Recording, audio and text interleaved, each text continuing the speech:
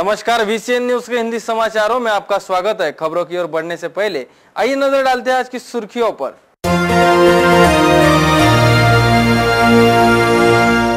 माहूर के 41 छात्रों को विष बाधा, प्रशासन तथा अन्न औषधि विभाग की अनदेखी।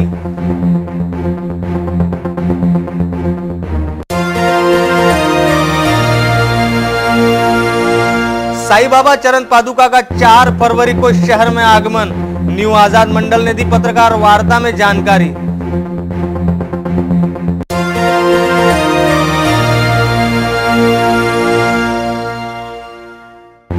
यातायात सिपाही से मारपीट की कोशिश,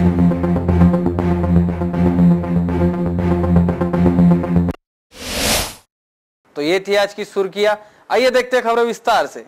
आइए रुक करते हैं पहली खबर की और। माहौर स्थित आदिवासी विद्यार्थियों के स्कूल में शिक्षारत 41 छात्र छात्राओं को एक साथ विष बाधा के मामले ने स्कूल प्रबंधन की लापरवाही उजागर की है।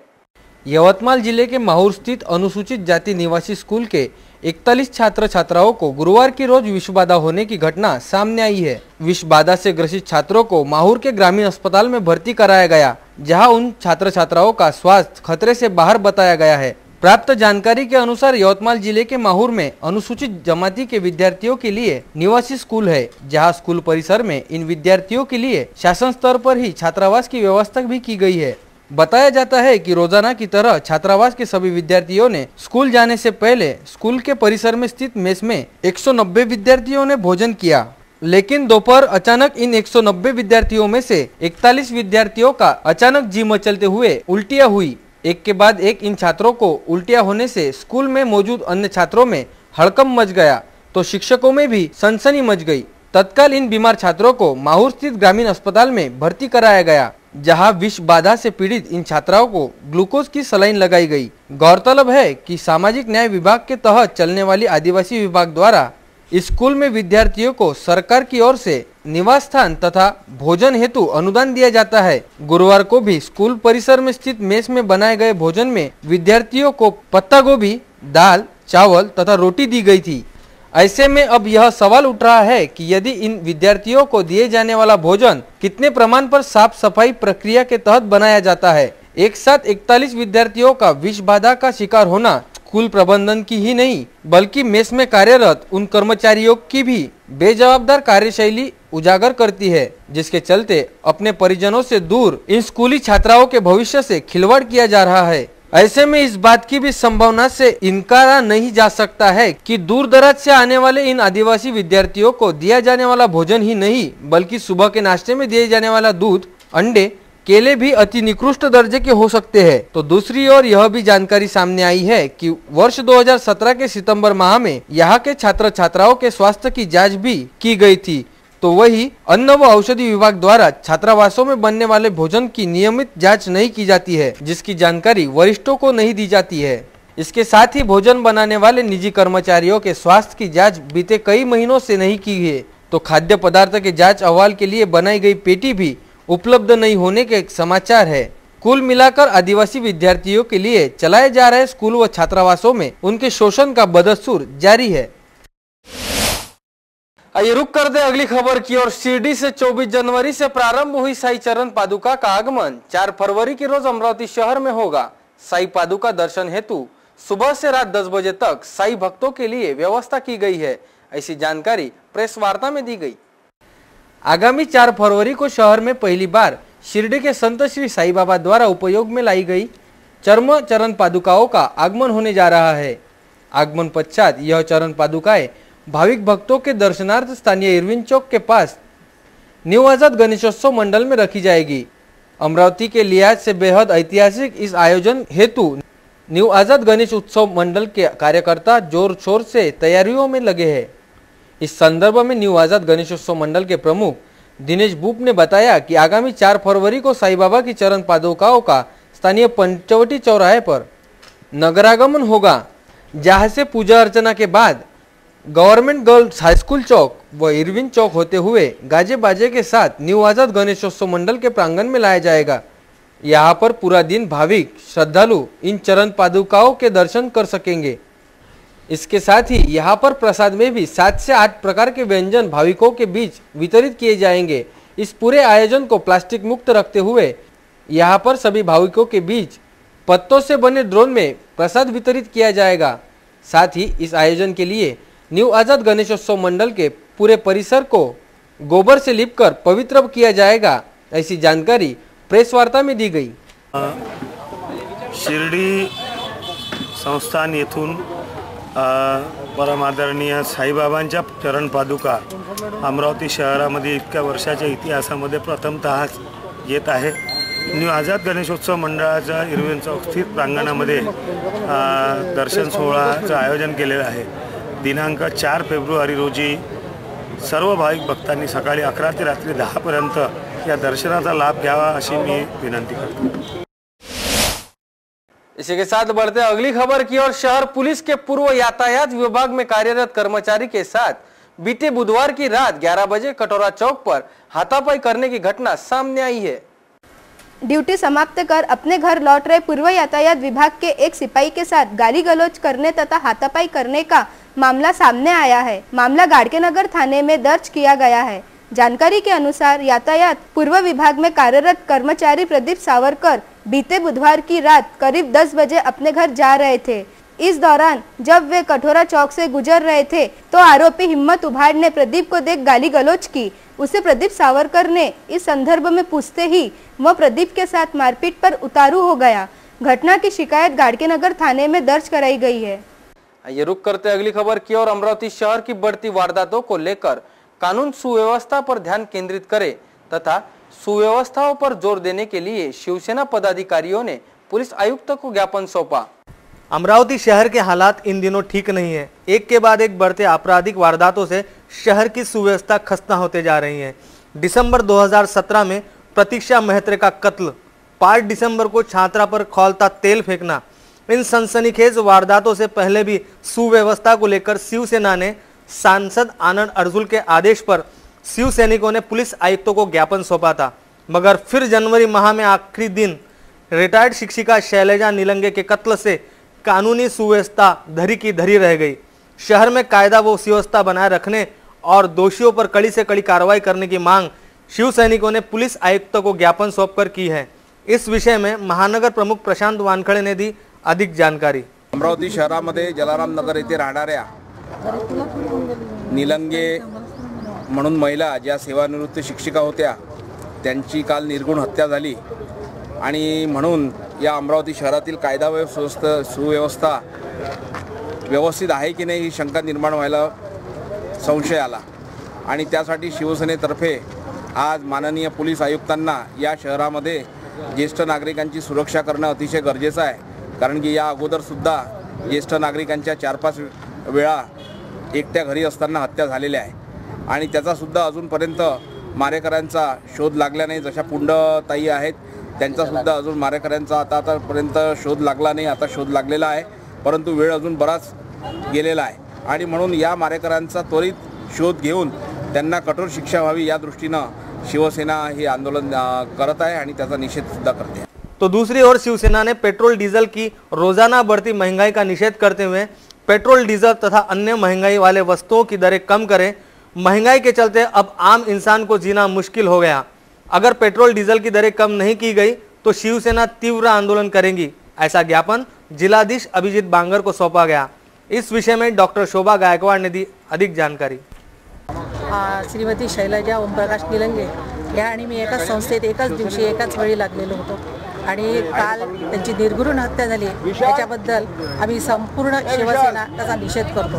गेल्या कित्येक दिवसात दहशतीचं वातावरण अमरावतीत आहे। डिसेंबर महिन्यात एकतर्फी प्रेमातून खून झाला, त्यानंतर महिलेवर ॲसिड प्रकरण झालं, त्यानंतर एका महिलेचा आता खून होतो। हे जे दहशतीचं वातावरण आहे यामुळे शहरातले जे ज्येष्ठ नागरिक आहे यांच्यामध्ये सुद्धा भीतीची एक प्रकारची दहशत निर्माण झालेली आहे। ही दहशत कमी करण्याचं काम पोलीस निश्चितच करू शकतात आणि पोलिसांसाठी हे काम म्हणजे सगळ्यांच्या सहकार्यांनी सोपं होऊ शकतो। आम्ही त्यासंबंधी एक निवेदन पण दिलेलं आहे आणि आम्ही शिवसेनेतर्फे त्याचा एक निषेध व्यक्त करतो। एवढंच मला। आइए रुक करते अगली खबर की ओर। 31 जनवरी की रोज कांता नगर स्थित सीओ के बंगले पर गेट टुगेदर के दौरान क्लीन मेलघाट ड्रीम मेलघाट अभियान के दौरान आए अनुभवों को साझा किया इस दौरान आला अफसर मौजूद थे।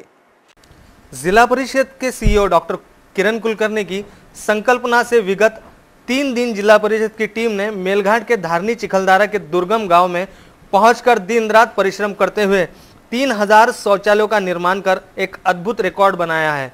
मेलघाट में टॉयलेट एक चुनौती रहने से जिला परिषद की टीम ने इस चुनौती को स्वीकार किया और सीईओ की चुनौतियों पर खरे उतरे। 31 जनवरी की रोज कांतानगर अमरावती में स्थित सीईओ के बंगले पर गेट टुगेदर के दौरान फील्ड में कार्यरत जिला परिषद टीम ने क्लीन मेलघाट ड्रीम मेलघाट अभियान के दौरान आए अनुभव साझा किए। आता या टीम लीडर्सना काय करायचं होतं, तर आम्ही त्यांना असं म्हटलं होतं की तुम्हाला एकतर मटेरियल सप्लाय तुम्ही अश्युअर करा, तुम्ही पोहोचण्याच्या आधी मटेरियल पोहोचलेलं असेल हे बघा। दुसरं म्हणजे MREGSचे आम्ही वर्कफोर्स जनरेट करून ठेवलेले होते आणि MREGSची बाकीची कामं त्या 3 दिवसात आपण किंवा त्याच्या आधी 15 दिवस आपण कमी करू किंवा बंद करू आणि खड्डे खणण्याचं काम आपण प्रामुख्याने करू। इस दौरान संभागीय आयुक्त पीयूष सिंह, डीआईजी वाकोड़े, जिलाधीश अभिजीत बांगर, उप वन संरक्षक हेमंत कुमार मीना, जिला परिषद सीईओ किरण कुलकर्णी, पुलिस अधीक्षक अभिलाष कुमार, निवासी उपजिला अधीक्षक डॉक्टर नितिन व्यवहारे समेत जिला परिषद के अधिकारी मौजूद थे। जिला परिषद की सकारात्मक सर्जिकल स्ट्राइक में मेलघाट के करीब 10,000 शौचालय नरेगा अंतर्गत पूरे किए जाएंगे। इसके लिए कर्मचारी एवं अधिकारी श्रमदान करेंगे। सीईओ के नेतृत्व में 4 समितियां गठित की जाएंगी, ऐसी जानकारी इस दौरान दी गई। आइए रुक करते अगली खबर की ओर। मुंबई मनपा के 15 बाइकर्स कर्मचारियों ने 1 फरवरी की रोज अमरावती दमकल विभाग को भेंट दी। दमकल विभाग के कर्मचारियों के लिए खेल स्पर्धाओं का आयोजन किया जाएगा, ऐसी जानकारी है। वैसे तो देश भर के लगभग सभी शासकीय तथा अर्धशासकीय कार्यालयों में कार्यरत कर्मचारियों के लिए खेल स्पर्धाओं का आयोजन किया जाता है, लेकिन फायर ब्रिगेड कर्मचारियों के लिए कभी किसी खेल स्पर्धाओं का आयोजन नहीं किया जाता है। लेकिन अब प्रतिवर्ष नागपुर से नेशनल फायर सर्विसेज महाविद्यालय में फायर खेल कर्मचारियों के लिए खेल स्पर्धाओं का आयोजन किया जाएगा। इस वर्ष 2 से 4 फरवरी तक नागपुर स्थित फायर विद्यालय में खेल प्रतियोगिता का आयोजन किया गया है, जिसमें सरकारी तथा निम्न सरकारी कार्यालयों के फायर कार्यालय के कर्मचारी फायर ब्रिगेड से जुड़े खेल स्पर्धाओं में हिस्सा लेंगे। बताया गया है कि पूरे देश से इस स्पर्धा में करीब 2000 कर्मचारी हिस्सा लेंगे। इस संदर्भ में मुंबई मनपा के फायर ब्रिगेड कार्यालय के 15 बाइकर्स आज अमरावती मनपा के खत्री कंपाउंड स्थित फायर कार्यालय पहुंचे, जो बीते बुधवार की सुबह 7:30 बजे 15 मोटरसाइकिलों पर सवार होकर नागपुर के लिए निकले थे। इन बाइकर्स की टीम आज दोपहर यहां पहुंचने पर उनका स्वागत उपायुक्त नरेंद्र वानखड़े, दमकल विभाग के अधीक्षक भारत चौहान, सैयद अनवर ने इस टीम के सदस्यों का पुष्प गुच्छ देकर स्वागत किया। बता दें कि 15 लोगों की इस टीम में 3 महिला बाइकर्स तथा 12 पुरुष बाइकर शामिल थे। इसी के साथ बढ़ते अगली खबर की ओर। यूपी के पूर्व मुख्यमंत्री तथा सपा के राष्ट्रीय अध्यक्ष अखिलेश यादव ने खगोलीय घटना पर ट्वीट करते हुए कहा है कि सुपर ब्लू मून तो आ गया, अब अच्छे दिन कब आएंगे। यूपी के पूर्व मुख्यमंत्री व सपा के राष्ट्रीय अध्यक्ष अखिलेश यादव ने 174 साल बाद हुई दुर्लभ खगोलीय घटना का संदर्भ देते हुए केंद्र की मोदी सरकार पर तंज कसा। उन्होंने अपने ट्विटर अकाउंट पर एक तस्वीर पोस्ट की और सवाल पूछा कि सुपर ब्लू मून तो आ गया, अच्छे दिन कब आएंगे। उन्होंने पूछा कि अच्छे दिन को आने में भी 150 साल लगेंगे। बता दें कि ब्लू मून, सुपर मून और चंद्र ग्रहण की दुर्लभ खगोलीय घटना एक ही दिन हुई। वही 1 फरवरी को केंद्र की मोदी सरकार का अंतिम पूर्ण बजट भी आने वाला है। वाराणसी में यूपी के मुख्यमंत्री योगी आदित्यनाथ ने पिछले वर्ष नोएडा जाकर एक मिथक तोड़ा था और बुधवार को वाराणसी में चंद्र ग्रहण के दौरान अन्न ग्रहण कर सदियों से चले आ रहे मिथक को तोड़ने का काम किया। इस दौरान कहीं न कहीं उन्होंने यह संदेश देने की भी कोशिश की कि अगर आप सही है तो फिर इन मिथकों से डरने की जरूरत नहीं है। बुधवार को वाराणसी में संत रविदास जयंती पर चंद्र ग्रहण के बीच मंदिर में मत्था टेकने के बाद योगी ने संगत में बैठकर प्रसाद ग्रहण किया। योगी ने जिस मिथक को तोड़ा वह ग्रहण पर लगने वाले सूतक को लेकर है। चंद्र ग्रहण के सूतक के दौरान अन्न ग्रहण नहीं किया जाता है। योगी के साथ चंद्र ग्रहण के सूतक में अन्न ग्रहण करने के मिथक को प्रदेश सरकार के कई मंत्रियों और विधायकों ने भी तोड़ा। सभी ने संगत में बैठकर अन्न ग्रहण किया। आइए रुक कर दे अगली खबर की और अमृत वेला ट्रस्ट अमरावती द्वारा भव्य कीर्तन एवं सत्संग का आयोजन आगामी 10 से 12 फरवरी के दौरान किया जा रहा है। ऐसी जानकारी प्रेस वार्ता में दी गई। अमृत वेला यानी सुबह का ब्रह्म मुहूर्त जो सुबह 3:30 से 5 बजे तक होता है। इस अमृत वेला महत्व उनसे पूछिए जो रोज अमृत वेला में उठकर नाम जपते हैं और जपाते हैं। उनके जन्मों जन्मों का दुख दर्द दूर हो जाता है। अमृत वेला में नाम जपने से शरीर के अवगुण जैसे काम, क्रोध, लोभ, मोह, अहंकार निकालकर शरीर में सद्गुणों का वास होने लगता है। इसी प्रकार अमृत वेला में उठने से आत्मा का परमात्मा से मिलन संभव हो पाता है। श्रद्धालुओं की इच्छाओं को देखते हुए अमृत वेला ट्रस्ट ने महान कथा कीर्तनकार भाई साहब गुरप्रीत सिंह जी उर्फ रिंकू जी उल्लासनगर वाले की भव्य अमृत वेला कीर्तन दरबार का आयोजन आगामी 10 से 12 फरवरी के दौरान स्थानीय Sahakar Nagar ground new cotton market के सामने किया गया है। अमृत वेला ट्रस्ट कार्यक्रम में 10 फरवरी को शाम 7 से 10 बजे तक सत्संग व उसके पश्चात गुरु लंगर आयोजित किया है। 11 फरवरी को सुबह अमृत वेला में 3:45 से 5:30 बजे तक सत्संग एवं शाम 7 से 10 बजे तक सत्संग होगा। सत्संग के बाद गुरु का लंगर होगा। 12 फरवरी को सुबह 3:45 बजे से 5:30 बजे तक अमृत वेला सत्संग का आयोजन किया गया है। अमृत वेला ट्रस्ट द्वारा विदर्भ सहित महाराष्ट्र व देश के अन्य भागों में महान कीर्तनकार भाई गुरप्रीत सिंह उर्फ रिंकू जी उल्लासनगर वाले का सत्संग कीर्तन का कार्यक्रम प्रोजेक्टर द्वारा बड़ी स्क्रीन पर विगत 1 वर्ष से दिखाया जा रहा है। इन शहरों में विदर्भ के मूर्तिजापुर, आरवी, कारंजालाड़, वर्धा, नागपुर, परतवाड़ा, नांदुरा, मूल, मलकापुर, मोर्शी, खामगांव, अकोला, यवतमाल सहित महाराष्ट्र के विभिन्न स्थलों में इसका आयोजन किया जा रहा है। इसके अलावा भरतपुर, राजस्थान, दिल्ली, अहमदाबाद में भी रोजाना सुबह अमृत वेला व सत्संग का आयोजन किया जा रहा है। आगामी सत्संग में इन सभी शहरों के सत्संग व श्रद्धालुओं को आने जाने की सूचनाएं आयोजकों से प्राप्त हो रही है। करीब 15 से 20 हजार श्रद्धालुओं के आने की संभावना को देखते हुए आयोजकों ने बाहर गांव से आने वाले सत्संगियों के रहने व भोजन का उचित प्रबंध किया है। सत्संग व श्रद्धालुओं की निवास व्यवस्था बजाज धर्मशाला, राम लक्ष्मण संकुल, हरे महादेव दरबार, साई हॉल सहित अन्य जगहों पर की गई है। ऐसी जानकारी प्रेस वार्ता में दी गई है। सभी अमरावती के स्वर्गीय धार्मिक व श्रद्धालु लोगों से निवेदन है कि आने वाली 10, 11 व 12 तारीख को उल्लासनगर के मशहूर कीर्तनकार व रागी श्री गुरप्रीत सिंह जी रिंकू जी अमरावती पधार रहे हैं। स्थानीय सहकार नगर ग्राउंड पर उनका गुरबानी का सिमरन, सत्संग व जाप का कार्यक्रम रखा गया है, सत्संग रखा गया है। इसके पहले भी पिछले साल यहाँ पधार चुके हैं गुरप्रीत सिंह जी। उस समय हजारों की तादाद में लोगों ने उनको सुना और उनके बाद में इस 1 साल के बीच में लगभग हजारों लोगों ने अमरावती शहर में ही नहीं बल्कि संपूर्ण जिले के अंदर ही और विदर्भ पूरे प्रांत में उन लोगों ने सुना है। इसके हेतु कोटवानी परिवार द्वारा अथक प्रयास किए गए। यह कार्यक्रम आपको फिर से शायद इस जगह पे नहीं मिलेगा ऐसा कार्यक्रम, क्योंकि इसमें गुरु महाराज जी द्वारा ऐसा संदेश दिया गया है कि आप सुबह अमृत वेले उठकर, जो भी व्यक्ति अमृत वेले उठकर नाम सिमरन करता है उसके सारे दुख दर्द तो आपवा भी दूर हो जाते हैं, लेकिन उसका शरीर के अंदर में भी उसका आरोग्य हरदम अच्छा रहता है एवं उसके जो भी अच्छे मनोकामनाएं जो रहती है या उसके जो शुभ कामनाएं रहती है वो अवश्य पूरी होती है। गुरु महाराज जी उनका भला करता है ऐसा।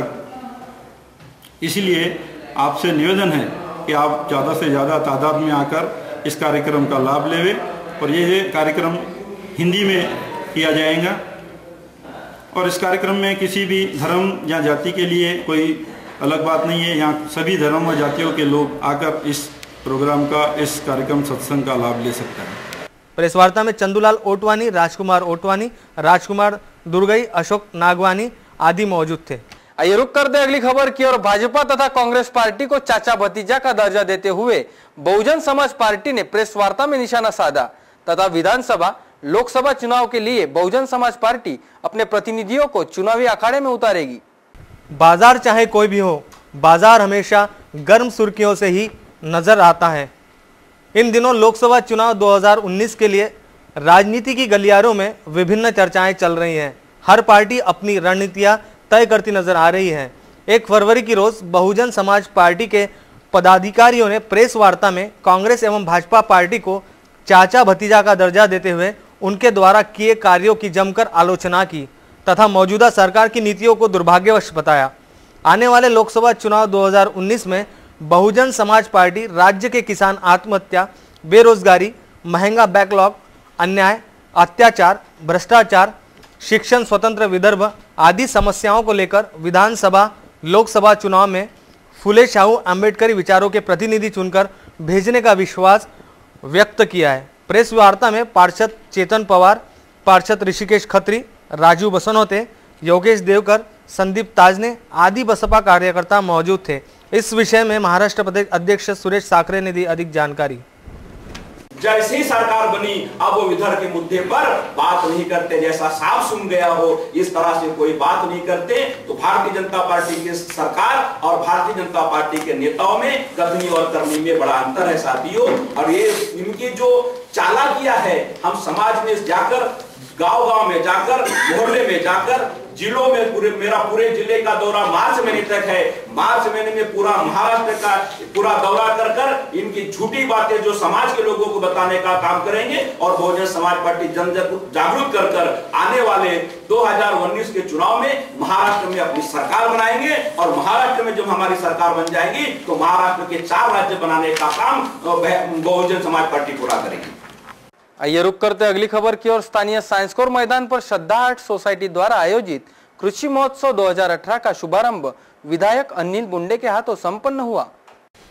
अमरावती शहर में पहली बार किसान बंधु एवं पशुपालकों के लिए श्रद्धा आर्ट सोसाइटी द्वारा भव्य कृषि महोत्सव का आयोजन किया गया। स्थानिक साइंस कोर मैदान में भव्य दिव्य कृषि प्रदर्शनी का यह आयोजन 1 फरवरी से 5 फरवरी तक चलने वाला है। इस प्रदर्शनी का उद्घाटन समारोह 1 फरवरी की रोज शाम 6 बजे किया गया। कृषि प्रदर्शनी का उद्घाटन विधायक अनिल बोंडे, स्थायी समिति सभापति तुषार भारतीय, श्रद्धा आर्ट सोसाइटी के अध्यक्षा ज्योति तोटेवार इनके करकमलों द्वारा किया गया। कृषि महोत्सव के इस आयोजन में समूचे महाराष्ट्र से किसान की उपयुक्तता के सभी प्रकार के साहित्य के स्टॉल लगाए गए हैं, जिसमें कृषि उत्पादनों, तंत्रज्ञानों, फूल बाग, पशुपालन, दुग्ध व्यवसाय एवं किसानों से जुड़े सभी उद्योग के स्टॉल यहाँ पर मौजूद है। और आप सभी के लिए ये बताया गया है कि यहाँ पर खान पान की भी व्यवस्था की गई है। किसी भी तरह का शुल्क यहाँ पर नहीं लिया जा रहा है तथा खान पान की उचित सुविधा भी यहाँ पर किसान बंधुओं के लिए की गई है। खरं म्हणजे आज राज्यभरातली गणमान्य मंडळी या ठिकाणी उपस्थित आहेत आणि आपल्या सर्वांना माहिती आहे की महाराष्ट्रभरामध्ये आपण ज्याची ख्याती आजपर्यंत ऐकत आलो, गेल्या अनेक महिन्यांपासून ज्या महोत्सवाची अमरावतीला होणार अशी चर्चा होती आणि अखेर अतिशय सुंदर आणि भव्य असं आयोजन आज अमरावतीला आपण बघतोय। एखाद्या गोष्टीची सुरुवात होणे आणि त्याचं संपन्नत्व आपण अनुभवणे म्हणजे काय, तर मला वाटतं की श्रद्धा आर्ट सोसायटीद्वारे आयोजित आजचा हा कृषी महोत्सव व पशुपक्षी प्रदर्शनी 2018 आहे। अर्थातच शांती इव्हेंट्स आणि मॅनेजमेंट यांचाही फार मोठा सहभाग यामध्ये राहिलेला आहे। पूज्य संत श्री आसाराम बापू ने 11 साल पहले 14 फरवरी का दिन मातृ पितृ दिन के तौर पर घोषित किया था। तब से श्री योग वेदांत सेवा समिति के द्वारा संपूर्ण भारत में एवं विदेशों में विविध स्थलों पर मातृ पितृ पूजन दिन मनाया जाता है। श्री योग वेदांत सेवा समिति अमरावती द्वारा मातृ पितृ पूजन दिन के प्रचार के लिए हर साल अनेक विद्यालयों, महाविद्यालयों, मंदिर आदि स्थलों पर मातृ पितृ कार्यक्रम लेते आ रहे हैं। रविवार 4 फरवरी की रोज स्थानीय संत श्री आसाराम आश्रम अमरावती में भव्य मातृ पितृ पूजन कार्यक्रम का आयोजन किया गया है। इस मातृ पितृ कार्यक्रम के लिए अहमदाबाद से आसाराम बापू की शिष्या साध्वी ज्ञाप्ति बहन का आगमन शहर में होगा। साथ ही इस मातृ पितृ कार्यक्रम में गीता भागवत सत्संग कार्यक्रम भी होगा, ऐसी जानकारी प्रेस वार्ता में दी गई। पूज्य संत श्री आसाराम जी बापू ने 11 वर्ष पूर्व 14 फरवरी का दिन मातृ पितृ पूजन दिवस के रूप में घोषित किया। तभी से श्री योग वेदांत सेवा समिति पूरे देश में और विदेश में भी कई जगह मातृ पितृ पूजन दिवस मनाती है। और मातृ पितृ पूजन दिवस के प्रचार प्रसार हेतु अनेक विद्यालय, मंदिर, अनेक धार्मिक सामाजिक संस्थाएं आदि जगह मातृ पितृ पूजन के कार्यक्रम आयोजित करती हैं। अमरावती में इस वर्ष प्रतिवर्ष अनुसार इस प्रकार के आयोजन जारी है और स्थानीय बडनेरा रोड पर संत श्री आशाराम जी आश्रम यहाँ 4 तारीख को, आने वाली 4 तारीख को एक भव्य दिव्य ऐसा कार्यक्रम, एक विशाल आयोजन हमने मातृपितृ पूजन का किया है। और उस कार्यक्रम में विशेष रूप से बापूजी की शिष्या और नारी उत्थान आश्रम अहमदाबाद की साध्वी ज्ञप्तिबन ये विशेष रूप से उपस्थित रहेगी। पहले ज्ञप्तिबन का सत्संग होगा और तत्पश्चात मातृपितृ पूजन का एक भाव भरा कार्यक्रम वहाँ हम आयोजित कर रहे हैं। तो इस सत्संग में और मातृपितृ पूजन कार्यक्रम में अमरावती जिले के श्रद्धालु संस्कृति प्रेमी अधिक से अधिक संख्या में सम्मिलित हो और इस दैवी कार्य में अपना योगदान दे, ऐसा आह्वान हम श्री योग वेदांत सेवा समिति, युवा सेवा संघ और महिला उत्थान मंडल की ओर से करते हैं। धन्यवाद। प्रेस वार्ता में बाल मुकुंद श्रीवास, मुकुंद चौधरी, सुदर्शन मतानी, विजय पिंजानी, राधा चौधरी, दयाराम राठौड़, रामेश्वर इंगोले, राहुल नेरकर आदि मौजूद थे। श्री संत गजानन महाराज की 110 वर्ष पुरानी चरण पादुकाएं गुरुवार की सुबह अंबा नगरी में पहुंची। संत गजानन महाराज बहुउद्देशीय संस्था देवरनकर नगर में गुरुवार की सुबह श्री की चरण पादुकाओं का आगमन हुआ। चरण पादुकाओं की भव्य शोभा यात्रा संस्था द्वारा निकाली गई। सैकड़ों गजानन भक्त इस शोभा यात्रा में शामिल हुए थे। यह चरण पादुकाएं दुर्गा मोटर्स के सामने भक्तों के दर्शनार्थ रखी गई है। यहीं पर संत गजानन महाराज के विजय ग्रंथ पर आधारित शिल्पकृति निहारने का सुवर्ण अवसर आज शहरवासियों को संत गजानन महाराज बहुउद्देशीय संस्था के अध्यक्ष शुभम शेगोकार, पार्षद प्रणीत सोनी, विकास तांबस्कर, महेंद्र मोहलकर सहित आयोजकों ने प्रदान किया है, जिसका लाभ लेने के लिए गजानन भक्तों का हुजूम दुर्गा मोटर्स के सामने गजानन नगरी में पधार रहा है। आइए रुक करते अगली खबर की ओर। शहर के जलाराम नगर में बीते बुधवार की सुबह सनसनी मचा देने वाले शैलजा निलंगे हत्याकांड की पुलिस हर दिशा में जांच कर रही है, तो दूसरी ओर संपत्ति विवाद पर भी पुलिस की पैनी नजर। शहर के जलाराम नगर निवासी 61 वर्षीय महिला की बेरहमी से हत्या के मामले में पुलिस प्रशासन के सामने यह वारदात चुनौती बनकर खड़ी है, तो पुलिस भी शैलजा के हत्यारे को गिरफ्तार करने हर दिशा में जांच को आगे बढ़ा रही है। इस वारदात के पीछे संपत्ति विवाद को लेकर भी संदेह की सुई घूम रही है। इस जघन्य हत्याकांड को लेकर फ्रेजरपुरा पुलिस तथा अपराध शाखा पुलिस एक साथ काम कर रही है। संभावना जताई जा रही है कि शैलजा की हत्या करने वाला अज्ञात उनके ही परिवार का कोई विश्वसनीय हो सकता है, क्योंकि उसे शैलजा के दिनचर्या के पल पल की खबर हो सकती थी। संदेह है कि घटना को अंजाम देने से पहले वह अज्ञात आरोपी मृतक शैलजा के घर के मुख्य द्वार से ही घर में प्रवेश किया हो, जिसके बाद शैलजा तथा उस हत्यारे ने एक साथ घर में भोजन किया हो, क्योंकि पुलिस जांच के दौरान शैलजा की रसोई से 2 अलग अलग भोजन की थालियां मिली है, लेकिन उसमें से एक छोटी तथा दूसरी बड़ी है। बताया जाता है कि शैलजा हमेशा भोजन बड़ी थाली में ही करा करती थी। शैलजा का हत्यारा कितना शातिर है, यह इस बात से अंदाजा लगाया जा सकता है कि मौका वारदात पर उसके किसी भी प्रकार के फिंगरप्रिंट नहीं मिले हैं। पुलिस जांच में यह बात की भी संभावना जताई जा रही है कि शैलजा की हत्या करने वाले ने या तो हाथों में दस्तान पहन रखे हो या फिर तकिया से शैलजा का गला दबाया हो। हालांकि इस दौरान शैलजा की ओर से विरोध भी किया हो, जिसके चलते शैलजा का दांत भी टूटकर मौके पर गिरा था। तो वहीं शातिर हत्यारे को शायद इस बात का संदेह था कि अपनी योजना को अंजाम देने के दौरान कोई शोर शराबा हो सकता है। शायद इसके चलते ही मौका वारदात पर आरोपी ने तेज आवाज में टीवी लगाकर रखा हो। और इसी बात पर भी पुलिस शैलजा के घर का रूम किराए से लेकर रहने वाले शिंदे नामक युवक से भी पूछताछ में जुटी है कि रोजाना क्या शैलजा इतने तेज आवाज से टीवी देखती थी, और यदि नहीं तो इतनी आवाज पर भी शिंदे नामक युवक ने इस बात की गंभीरता क्यों नहीं ली। सूत्रों की माने तो घटना के करीब 4 से 5 दिनों पहले शैलजा के दस्तूर नगर स्थित SBI बैंक के खाते में से जुड़ी जानकारी लिए कोई अज्ञात ने बैंक पहुंचकर कुछ जानकारी लेनी चाहिए थी, लेकिन बैंक प्रशासन ने उस अज्ञात को किसी भी प्रकार की जानकारी देने से इनकार कर दिया था। इन बातों को लेकर यह संदेह भी व्यक्त किया जा रहा है कि शैलजा की हत्या किसी साजिश के तहत की गई हो। तो दूसरी ओर शैलजा इतने बड़े घर में अकेले रहने और उनके बेटे किराए से रहने, ऐसी अनेक बातों पर पुलिस बड़ी ही बारीकाई से जांच की दिशा में अपनी सुई घुमा रही है। इसके साथ ही पुलिस बैंक के CCTV फुटेज को भी खंगाल रही है। जलाराम नगर निवासी 61 वर्षीय वृद्धा शैलजा निलंगे की हत्या के आरोप में फ्रेजरपुरा पुलिस ने आखिरकार मृतक शैलजा के घर में ही किराए से रहने वाले धीरज शिंदे को हिरासत में लिया है। बताया जाता है कि शिंदे ने शैलजा से 5,000 रुपए उधार मांगे थे। जो शैलजा ने नहीं देने पर उसका गला दबाकर हत्या कर दी। उसके बाद शैलजा का एटीएम चुराने की बात सामने आई है। खबरों में वक्त हो चला यहीं पर रुकने का, लेकिन रुकने से पहले आइए नजर डालते हैं आज की सुर्खियों पर।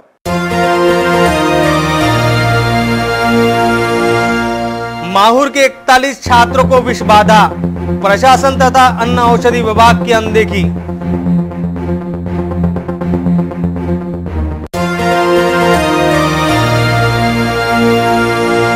साईं बाबा चरण पादुका का 4 फरवरी को शहर में आगमन, न्यू आजाद मंडल ने दी पत्रकार वार्ता में जानकारी।